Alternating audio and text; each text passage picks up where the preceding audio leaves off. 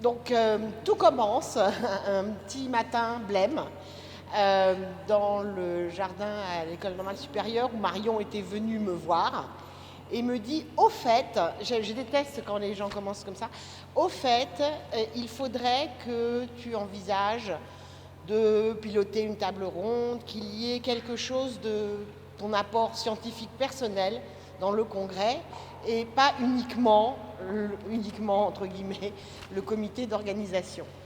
Et là, j'ai dit à Marion, en fait, j'ai déjà piloté des tables rondes dans le passé, notamment pour la littérature. J'ai participé à une table ronde Joker organisée par Robert Boyer sur les SHS à l'ère du Covid. Et je me suis dit, qu'est-ce qui me ferait très envie? Et c'est du côté de l'appui à la recherche, en fait, que s'est tournée mon attention, parce que j'avais le sentiment que nous allions beaucoup travailler avec toute l'équipe de l'IDEA, celle qui est au 6e étage du bâtiment Recherche Sud du campus Condorcet, et que le jour venu du congrès, toutes ces personnes seraient éclipsées par la joie que nous avons à nous retrouver tous ensemble. Et plutôt que d'avoir une table ronde, nous avons envisagé un autre mode de présentation qui est celui des posters et de l'exposition de posters. Une fois l'idée lancée, l'équipe s'en est emparée avec un enthousiasme qui a dépassé toutes mes espérances.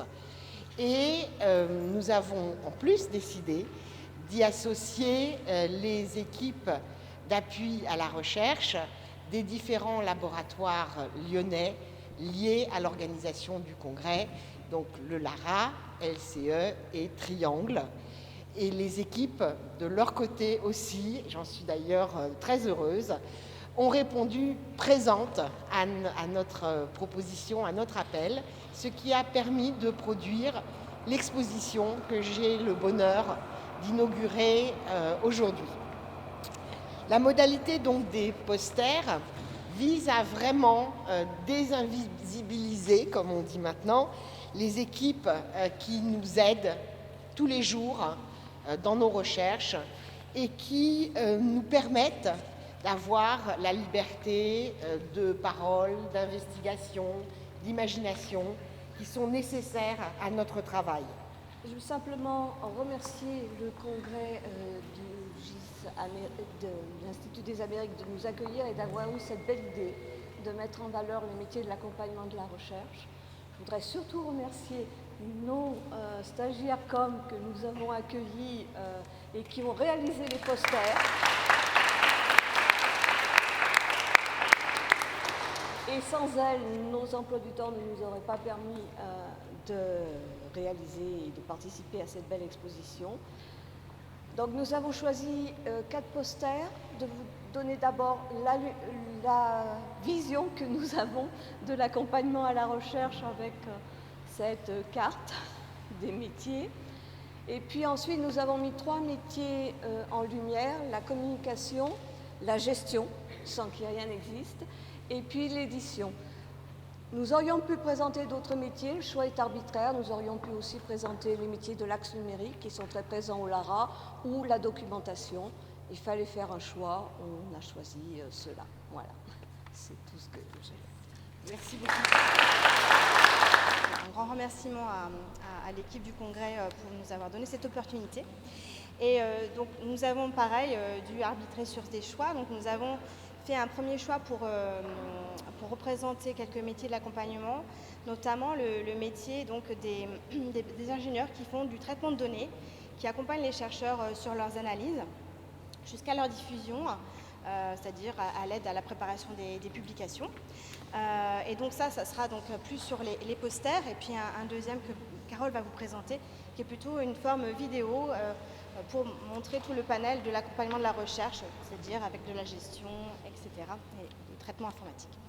On voudrait mettre quand même l'accent sur ce métier des ingénieurs en traitement, parce qu'il y a des enjeux forts de nos jours dans la société par rapport aux données qui sont produites, et donc les données des chercheurs, et aussi quelque chose de très important. On nous bassine, on nous susurre toujours ce problème d'ouvrir les données, d'ouvrir donc la science ouverte, open science, open data.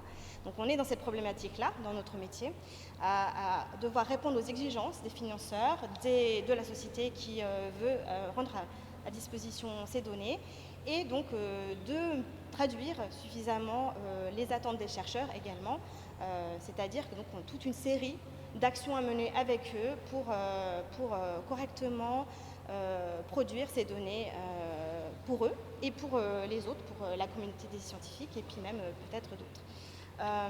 Donc vous verrez qu'il y a, donc on a mis un certain nombre de verbes qui sont les actions qu'on mène à différents moments de ce qu'on appelle le cycle de vie des données, qui est tout simplement juste le traitement de la source jusqu'à la diffusion.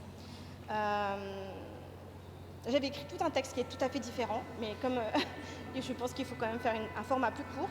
Donc l'essentiel pour nous, c'est donc d'aider les chercheurs à expliciter tout ce processus de la fabrication de leurs données, c'est-à-dire aussi de bien expliciter les choix qui vont opérer avec nous, mais sans nous aussi, parce qu'on est vraiment un type de métier où une branche professionnelle où on pourrait presque des fois se substituer un peu aux chercheurs, dans le sens où on connaît la sociologie, on connaît l'histoire, etc. On a été formé là-dedans. Et puis, on a eu une formation un peu plus technique parce qu'il y a des compétences techniques et méthodologiques à bien maîtriser, et que des fois les chercheurs peuvent maîtriser, ou en complémentarité dans les projets collectifs peuvent trouver d'autres chercheurs avec ces qualités plus techniques. Et puis sinon ils font affaire à demander donc un accompagnement auprès du laboratoire. C'est notre métier. Voilà. Donc je dirais juste que nous on est une porte ouverte aussi à d'autres réseaux professionnels métiers, qu'ils peuvent avoir cette ouverture vers ces réseaux-là. Ils n'ont pas forcément la possibilité de présenter mais c'est intéressant pour eux, parce que vraiment chaque binôme ou chaque équipe avec un ingénieur et un chercheur, plusieurs ingénieurs, plusieurs chercheurs, c'est vraiment un moment très enrichissant. On apprend beaucoup de l'un et de l'autre. Voilà. Ça, c'est pour la série poster, et puis pour le projet capsule, je laisse la parole à Carole, ma collègue. Oui, alors dans le format capsule qu'on va vous lancer, on a essayé cette fois-ci de représenter tous les métiers d'accompagnement de la recherche à Triangle. C'est pour vous présenter la diversité de nos domaines d'intervention et de nos missions. Donc la gestion administrative et financière, le traitement de données, l'accompagnement informatique, la documentation et la communication web. On a essayé de présenter ça sous un format un peu ludique. On a eu quelques mésaventures, mais bon. Donc c'est plutôt un diaporama animé qu'une vidéo. Et ça se présente sous la forme d'un parcours dans un jeu de société effectué par les membres du laboratoire, avec des cases actions qui représentent nos domaines d'intervention, nos interventions. L'idée du jeu de société, il faut l'avouer, elle n'est pas de nous, elle est de Jordan Bietz, qui est un jeune docteur du laboratoire, avec qui nous avons travaillé pour la réalisation de petits dessins, du graphisme. Mais nous avons tout de suite trouvé cette idée très intéressante, parce qu'elle permettait de représenter à la fois une sorte de parcours à suivre par les membres du laboratoire, qui peut sembler au premier coup d'œil assez compliqué, voire ressembler un peu à un labyrinthe, avec des passages obligés, des moments clés où des actions doivent être effectuées, mais où justement un accompagnement peut être proposé, et où le fait d'avoir anticipé certaines choses, d'avoir respecté certaines règles, permet d'avancer beaucoup plus vite. On voulait ainsi faire passer le message que malgré l'obligation qu'ont les membres du laboratoire de respecter une certaine dose de formalisme dans certaines situations, le fait d'échanger avec les personnels d'accompagnement de la recherche rend les choses plus faciles, plus légères et plus efficaces, si ce n'est pas sur le moment, au moins à terme. Bon, alors vous verrez dans ce jeu, vous allez me dire, les personnels d'accompagnement de la recherche sont dans des cases et les membres du laboratoire sont des pions, mais c'est pour la bonne cause. Oh, c'est ça. Voilà, enfin bref, ce qui a été aussi enrichissant dans la réalisation de ce diaporama, c'est pas tant le résultat qui vous est proposé aujourd'hui, c'est l'aventure de sa fabrication, c'est les échanges avec l'équipe pour les interviewer, pour fournir du matériau d'inspiration aux graphistes, pour proposer des idées de petites scénettes, voilà. Et pour l'anecdote, je suis trop longue certainement, pour l'anecdote, la première proposition du graphiste pour représenter un ou une gestionnaire qui insiste pour remplir certains documents, et bien vous l'imaginez, c'était une personne avec un képi et un uniforme façon gendarme. Donc ça a déclenché pas mal de réactions chez nos collègues qui nous ont dit mais non, bien sûr il faut insister, on est là avant tout pour aider et on arrive presque toujours à trouver une solution. Voilà, donc on remercie beaucoup l'IDEA de nous avoir offert l'opportunité de parler de nos métiers. Merci. Vraiment ravie de faire partie aussi de cette exposition très riche et félicitations à toute l'équipe d'organisation qui a organisé l'exposition, à l'Institut des Amériques et particulièrement aussi à Virginie qui nous a épaulés dans la mise en place de cette exposition. Le poster dont je voudrais parler brièvement, c'est celui qui se trouve face à la fenêtre, qui s'intitule Rencontre entre le droit et la géographie. Alors, il est de l'autre côté, mais bon, c'est pas... Il s'intitule Rencontre entre le droit et la géographie et en fait il retrace une collaboration de plusieurs mois entre des étudiants du master géographie numérique de l'université de Saint-Étienne et moi. On a essayé en quelque sorte de voir comment on pouvait utiliser les outils géographiques pour parler du droit et notamment de mon sujet de recherche qui s'articule ou qui tente d'élucider la façon dont les femmes autochtones mettent en place des stratégies de justice à plusieurs échelles. Et donc l'idée c'était d'utiliser l'outil géographique et notamment les systèmes d'information géographique pour essayer de représenter ces stratégies pluriscalaires. Les étudiants de Saint-Étienne seront présents jeudi. J'en profite pour dire qu'entre 14h et 14h30 jeudi, on présentera plutôt l'aspect technique de cette initiative et toutes les dimensions qui ont un petit peu animé le projet durant plusieurs mois. Et le résultat final du travail de ces étudiants que je tiens à féliciter vraiment pour leur engagement et leur disponibilité est consultable sur cet ordinateur. Alors, il est optimisé pour Google Chrome, donc je vais essayer de mettre Google Chrome, c'est pas le cas encore là, donc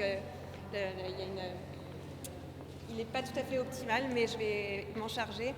Et voilà, merci beaucoup pour votre temps et félicitations encore à toute l'équipe de l'Institut des Amériques et les autres laboratoires aussi impliqués dans cette exposition.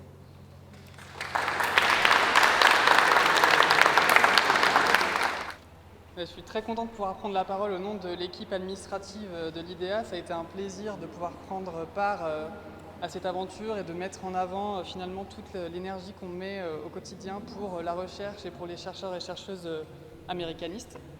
Les contributions qu'on a proposées s'articulent autour d'une réflexion qu'on a eue autour de la diversité de ces métiers.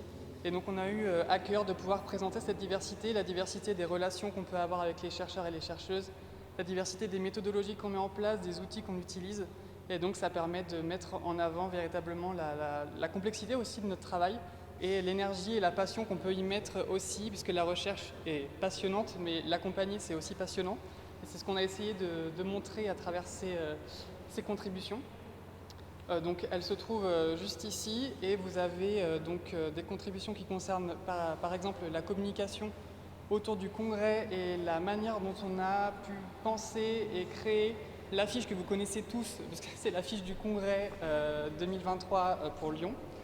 Vous avez également des contributions sur la relation qu'on peut avoir avec les pôles internationaux, puisque c'est difficile, ou en tout cas il y a plutôt des enjeux à travailler avec des personnes qui intègrent le milieu de la recherche, donc des doctorants, et de le faire à une échelle internationale avec des personnes qui sont loin sur le long terme. Donc c'est la fiche de Virginie qui se trouve juste ici.